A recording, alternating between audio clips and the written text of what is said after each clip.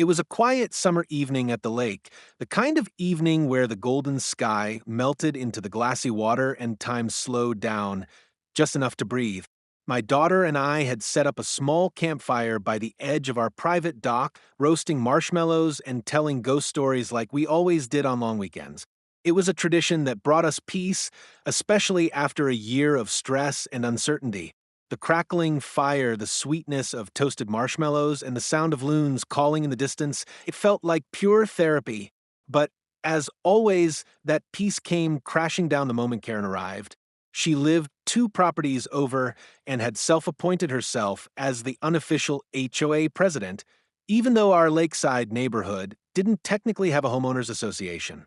She called herself the Lake Safety Enforcer, which basically meant she just liked bossing people around and ruining fun. That night, she came marching down the hill in her oversized sun hat and robe, arms flailing and voice shrill. "You can't have a fire here. This is a violation of community safety.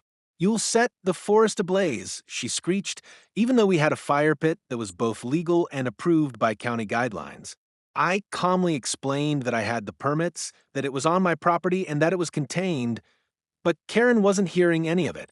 Instead, she whipped out her phone and dialed 911 right in front of me, claiming there was an unauthorized fire threatening public safety.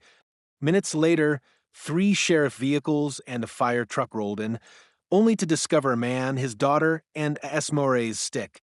The fire chief chuckled, apologized, and left, rolling his eyes. But Karen?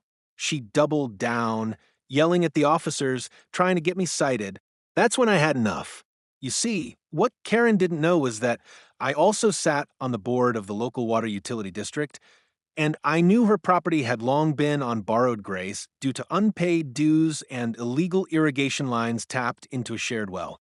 So, I made one phone call the next morning, had the inspection rushed, and within 48 hours, Karen's water supply was officially cut off due to violations. She came storming over, demanding an explanation, but all I said was, "You called the fire department on my marshmallows. I'm just returning the favor." Sometimes karma doesn't need to scream, it just needs to drip one dry faucet at a time.